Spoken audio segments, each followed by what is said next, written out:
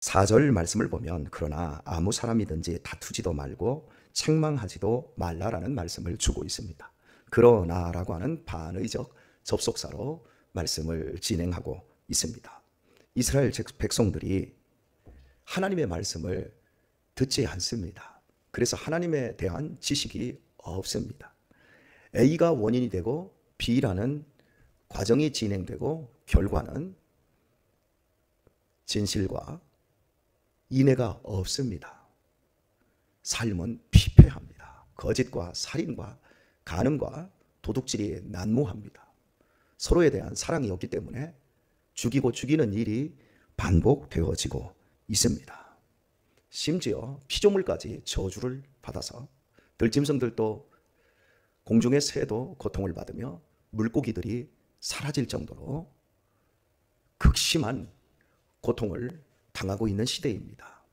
바로 이러한 결과 속에서 그러나 아무 사람이든지 다투지도 말며 책망하지도 말라 말씀하고 있습니다. 누구 책임이다. 누구 때문에 우리가 이렇게 지금 고통스럽다.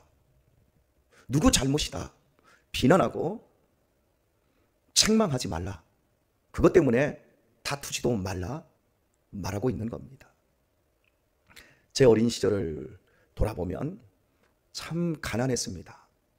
너무 못 먹고 너무 배가 고팠고 또 입는 옷도 너무 빈약했습니다.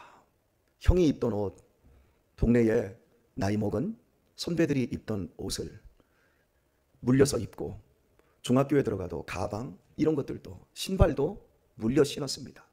많은 부분이 부족했습니다. 그런데 그때는 사람들이 정이 있었습니다. 우리도 한번 잘 살아보자. 비록 어렵고 힘들었지만 누구에게 원망하거나 누구에게 핑계하는 정치인들이 많지 않았다고 생각하고 사람들도 그렇게 분열되어 있지 않았던 거로 생각합니다. 부모는 자식들을 사랑했고 자식들은 아버지라고 하면 큰 기침만 해도 순종해야 되는 줄 알았습니다. 아내들은 당연히 가정을 지켜야 하는 것이 가장 크고 그렇게 바쁘고 논일 밭일 다 하면서도 자식도 4, 5, 6명씩 낳고 먹을 게 없었어도 서로 화목하게 지내지 않았나 싶습니다. 그런데 지금 우리가 얼마나 잘 먹고 잘 입고 좋은 집에서 살고 있습니까? 어제 실내 온도가 31도까지 올라가더라고요. 아파트 맨 꼭대기층이 31도까지 낮에 2시서부터 5시 한 반까지 31도 올라갔으면 일반 저층 그리고 빌라 이런 곳에서는 33도까지는 올라갔을 것 같아요. 이 정도 올라가도 예전에 다 견뎠습니다. 에어컨 안 켰습니다. 아니 선풍기도 없었습니다. 제가 여러 번 말씀을 드렸지만 부채 하나 들고 살았습니다. 농협에서 나눠주는 그 종자 가게에서 주는 비료 가게 무슨 그거 봐 무시 이렇게 무 이렇게 하는 거 그림 그려 있는 이런 거 부채 하나 주면 그거 가지고 부채질했어요. 그리고 선풍기가 나왔는데 선풍기 아낀다고 창고에서 꺼내지도 않고 그냥 살았어요. 지금은 뭐 30도가 뭡니까? 어지간한 집 한 27도만 올라가도 에어컨 키는 집이 다반사지요. 그런데 비난하고 서로 다퉈요. 네가 잘했냐 못했냐 그렇게 시시비비를 가려요. 제가 살고 있는 아랫집이 처음에 이사 갔을 때 일주일이 멀다 하고 부부가 싸웁디다. 엄청나게 싸웁디다. 환풍기를 통해서 밑에 집의 이야기가 다 올라옵니다. 부부가 말을 담을 수 없을 정도로 싸워요. 족도 아닌데 어떻게 그런 말들을 함부로 내뱉는지. 그러더니 집을 싹 리모델링을 하더라고요. 그리고 나서 석 달 있다가 이혼을 했어요. 그리고 그 자녀들이 우리 아이들하고 똑같이 학원을 다녀다가 우리가 픽업을 해줬는데 애들이 정상적으로 잘 자랐어요. 그런데 이혼한 후 아이 하나는 아토피로 뭐 이 몸뚱이가 그러더니 이제 목 얼굴까지 아토피로 난리가 나요. 왜냐하면 아버지가 데리고 키우는데 햄버거, 라면, 치킨 매일 그것만 주는 거예요. 이렇게 애가 망가졌어요. 큰 아이는 컴퓨터 게임에 미쳐서 늘 스마트폰 들고 이러고 말을 하는데 약간 이상해졌어요. 왜냐하면 컴퓨터 세계, 게임 세계에서 못 나오는 거예요. 말을 하면 네, 네, 무슨 마약에 중독된 애처럼. 그리고 어느 날은 밑에 집에서 또 환풍기로 싸우는 소리가 들리는데 아버지가 아이들을 얼마나 패는지. 그리고 또 어느 날 소리가 들리는데 형제가 또 그렇게 싸우는 거예요. 싸우는데 소리를 버럭버럭 지르고. 그러다가 지하 주차장에서 형제가 둘이 싸움이 붙었어요. 형이 동생을 끌고 멱살을 끌고 가니까 동생이 욕을 하고 악을 쓰면서 그 모습을 보는데 너무 제 마음이 아팠어요. 엄마만 그 자리에 있어도, 아버지만 든든하게 지켜도, 아니 가정만 온전해도 행복하고 아이들이 아토피 같은 거 걸리지 않고 잘 자랄 텐데, 모든 출발은 가정으로부터 시작되어져요. 모든 사회 문제는 가정에서부터 시작되는 거예요. 양육 방식이 어떻고 부모와의 관계가 어떻고, 바로 이런 부분들에서 사회라고 하는 이 출발선상을 건강하게 나아갈 수 있는 거죠. 가정 안에서 부부가 다투지만 안 해도, 가정 안에서 서로 비난만 하지 않고 지지하지 않아도, 격려하지 않아도, 물론 지지하고 격려하고 인정해주고 칭찬해주는 것만큼 좋은 것은 없겠지만 그건 못한다 할지라도 그냥 부부가 그 제자리에 있는 것만으로도 가정의 건강함이 유지된다라고 하는 거예요. 아무리 삶이 어렵고 아무리 고통스러워도 비난하지 마라, 다투지 마라, 네 책임이다 라고 할 것이 아니라 공동의 책임이다 라고 하는 거예요. 지금 이스라엘 사회가 하나님의 지식이 없어서 망해가고 있는 이 모든 것들은 너 때문이야, 특정한 누구 때문이야, 이것이 아니라 우리 모두의 책임이라고 하는 것, 그것을 인정하라고 말씀하고 있는 겁니다. 사랑하는 교회 여러분, 이 나라가 왜 이렇게 살기가 힘들어지고 있지요? 정치인들 때문이지요? 그것은 보여지는 결과입니다. 사기치고 거짓말하는 유명한 사람들 때문에 나라가 이렇게 힘들게 되고 있지요? 그 역시도 보여진 결과일 뿐입니다. 보이지 않는 이면의 진짜 배기 원인이 뭘까요? 온 국민의 정서가 잘못되고 있기 때문에 그래요. 그리고요, 더 궁극적이고 더 본질적인 나라가 잘못되고 있는 원인은 교회 때문입니다. 교회는 이 사회 조직에 가정과 같은 역할을 하는 곳입니다. 우리가 언제 나를 지지하고 나의 절대적인 편이 되는 것을 경험합니까? 가정이잖아요. 엄마 그거보다 더 좋은 게 어디 있어요? 그죠? 엄마만큼 좋은 존재, 그게 있으니까 사회생활하면서 지치고 깨지고 부서지고 주저앉고 포기하고 싶을 때 친정집에 엄마에게 가면 엄마가 왔냐? 밥 먹자. 아이고 이렇게 기상이 안 좋아졌냐? 어디 안 좋아? 괜찮아 우리 새끼. 도닥도닥 다독다독 해주면 또 살 힘이 생기잖아요. 그런 것처럼 이 사회에서 먹고 살기 위해서, 사업하기 위해서, 직장생활하기 위해서 얼마나 버겁고 얼마나 힘듭니까? 감정적으로 얼마나 소진이 됩니까? 그럴 때 우리가 교회가 있어요. 교회에 와서 아버지 하나님의 따뜻한 사랑을 우리가 경험하고 채워지고, 말씀으로 채워지고, 우리 또 믿음의 형제 자매들이 다독다독 토닥토닥 괜찮아 먹어 식혜도 해서 주고 김치도 해서 주고 먹어, 그냥 먹어. 여러분, 이런 교제, 이런 제대로 된 섬김, 이런 것들을 통해서 세상에서는 경험할 수 없는 쉼과 충전이 이루어지는 것이 교회입니다. 믿습니까 여러분? 그런데 더 이상 이 기능이 제대로 작동하지 않을 때 세상은 싸우고 다투게 되어 있어요. 세상은 비난 가득한 분열로 이분화된 4분 5열되기까지 하는 사회로 바뀌어갑니다. 하나님은 이 세상에 복을 교회를 통해서 주십니다. 신령한 복을 교회를 통해서 주십니다. 이 땅에서 기름지고 육신적으로 배부른 복들은 땅으로부터 와요. 그래서 땅에 속한 것, 육에 속한 것, 그런 것들로 복이라고 생각하고 그것이 전부라고 생각하는 사람들을 많이 끌어모으고 분열하고 비난하고 서로 경쟁합니다. 네가 죽어야 내가 삽니다. 그러니까 복 없고 힘든 거예요. 그러나 사람을 평안하게 하고 세상이 알 수도 없는 평안, 그리고 참된 의로움, 그리고 사랑, 희락, 화평, 오래 참음, 자비, 양선, 충성, 온유, 절제와 같은 이 거룩함의 복들은 하나님이 교회를 통해서 하늘로부터 부어주시는 겁니다. 이게 있어야 이 땅을 화목할 수 있고 이 땅에서 승리할 수 있고 평안하게 서로를 보다듬으며 행복한 에덴 동산을 이루어갈 수 있는 겁니다. 그런데 지금 대한민국이 지금 고통하고 있고 절규하고 있는 이유는 몇몇 정치인들 때문이 아니라 교회가 바로 이 기능을 하지 않기 때문에 그래요. 우리 70년대 80년대 제가 정서적으로 행복했다라고 할 때 그때 우리 한국교회가 얼마나 부흥하고 얼마나 행복한 때를 지났습니까? 그때는 은혜를 받으니까 싸울 필요가 없는 거예요. 서로를 돕고 콩 한 쪽이라도 서로 나눠 먹을 수 있었던 거예요. 근데 지금은 형제지간이라도 돈이 있어야 형제지간처럼 행동하고 돈 없으면 구박덩어리가 돼요. 나눌 줄을 몰라요. 이런 비극적인 이 고통이 온 것은 바로 교회 때문이라고 하는 것. 저는 우리 교회에서 우리 사랑하는 교우들 서로 다투지 않기를 축복합니다. 서로 비난하지 않기를 축복합니다. 우리 교회에 딱 한 분 계셨어요.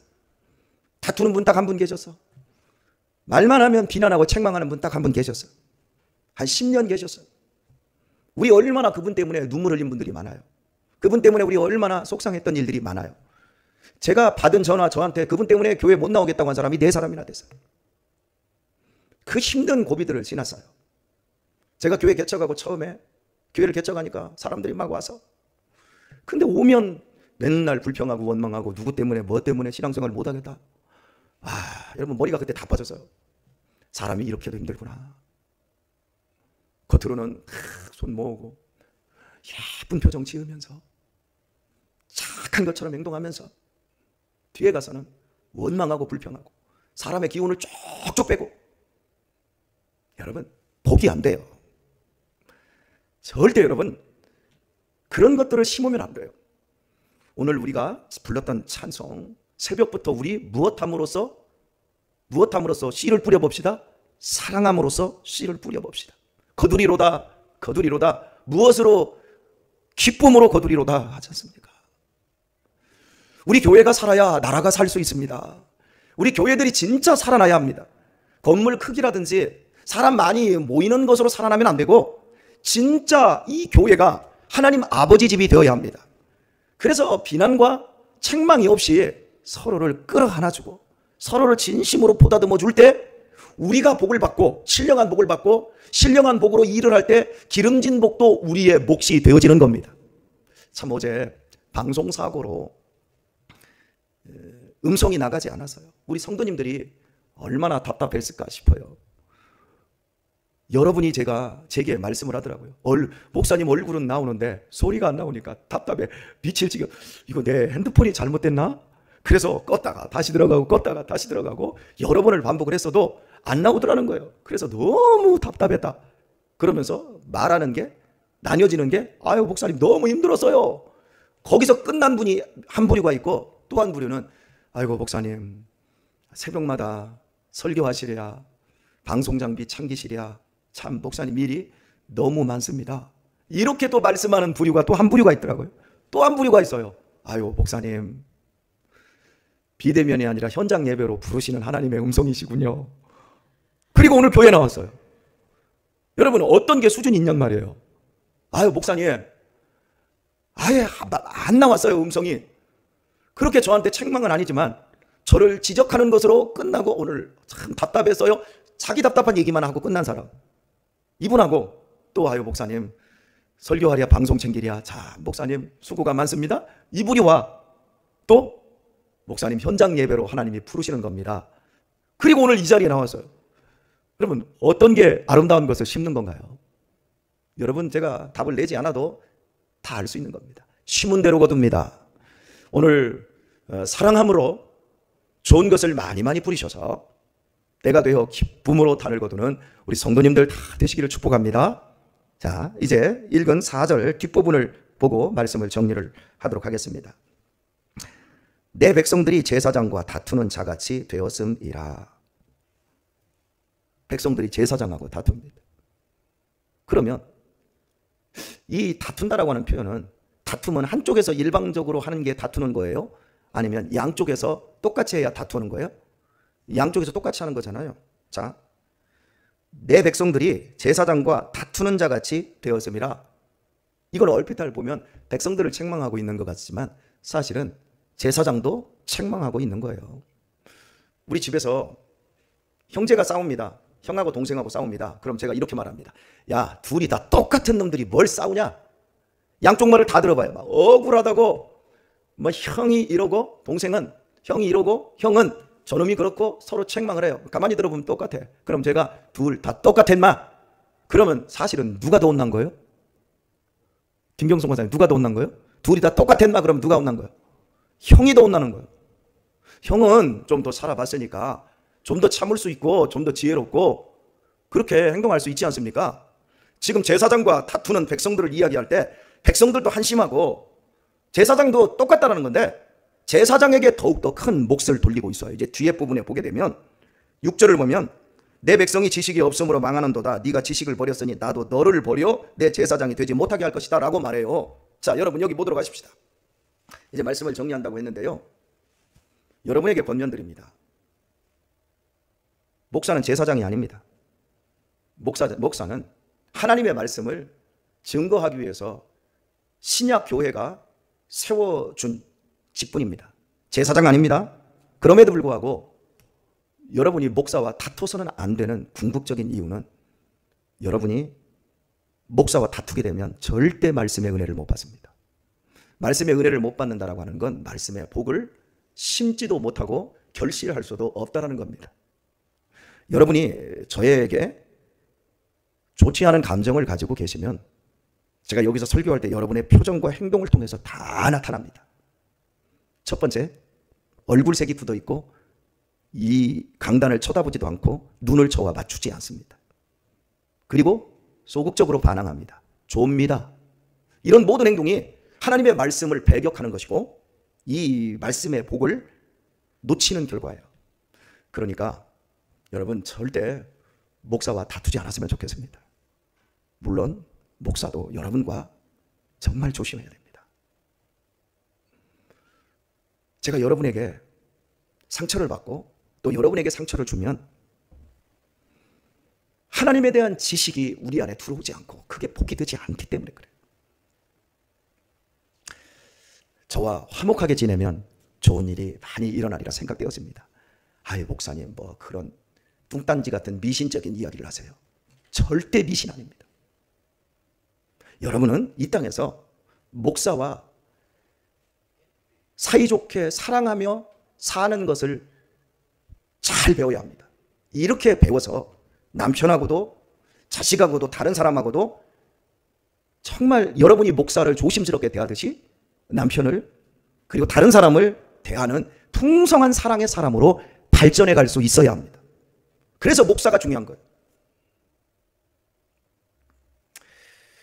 작년 이맘때였습니다. 우리 수양관에 2층 공사를 이제 막 시작하려고 하는 그때 이석봉 집사님과 제가 수양관에서 미리 골격들을 세우고 열심히 일을 시작을 했습니다. 그리고 나중에 마무리를 할 때 우리 여자 성도님들이 가서 밥 해주시고 우리 청년들 젊은 분들이 같이 토요일에 열심히 3번에 걸쳐서 일을 했습니다. 그때 우리 이석봉 집사님이 저에게 했던 말, 목사님 참 제가 목사님을 보면 너무 부러워요. 제가 사는 모습, 가정의 모습이 너무 부럽다라는 거예요. 우리 교회에서 목사와 가장 친하게 지낸 사람 중에 한 사람이 이석봉 집사님이에요. 여러분 다 보셨잖아요. 6년 우리 교회 와서 6년 되는 그 시간 동안 항상 제가 무슨 일을 하면 제 옆에 붙어 있고 그 일 도와주고 목사님 그러면서 저랑 같이 감정을 섞으면서 같이 붙어 있으면 제 단점과 제 허물이 다 드러나는데도 이석봉 집사님은 저하고 단 한 번도 다투지 않았어요. 지혜롭게 잘하고 저를 정말 잘 대해주더라고요. 그래서 제가 그랬어요. 집사님한테. 난 집사님이 반드시 복을 받으리라고 믿어. 하나님은 집사님에게 집사님이 원하는 것보다 더 큰 복을 주실 거야. 그러면서 조금만 기다려봐. 하나님이 일하고 계셔. 집사님이 준비되면 좋은 가정을 하나님이 허락하실 거야. 작년 이맘때에도 아무것도 보이지 않았어요. 그런데 본인이 이 소원 기도를 하더라고요.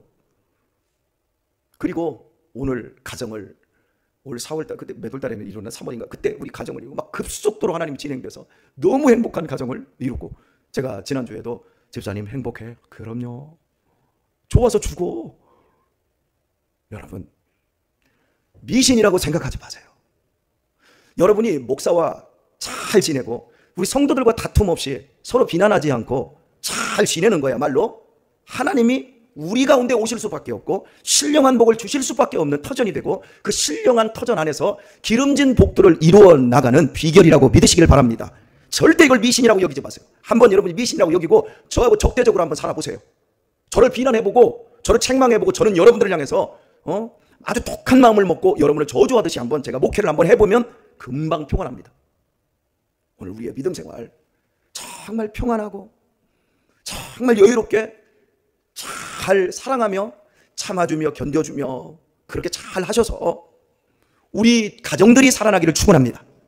그리고 우리의 일터와 우리의 삶의 모든 사업의 영역들이, 우리의 자녀들이 자라나고 우리 자녀들이 경영하는 모든 그 삶의 바운더리가 사랑과 행복과 번성함으로 꽃 펴지는 역사가 일어나기를 우리 주 예수님의 이름으로 축원합니다.